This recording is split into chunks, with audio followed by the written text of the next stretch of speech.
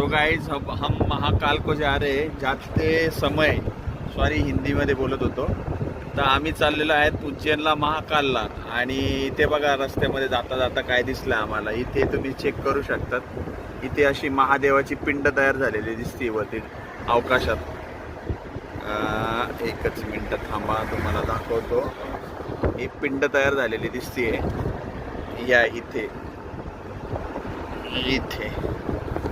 आणि हे बघा ही पिंड तयार झालेली आहे. इथं नागदेवता जे आहेत फणा काढून असे बसलेले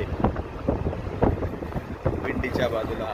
एक अशी प्रतिकृती आम्हाला दिसते.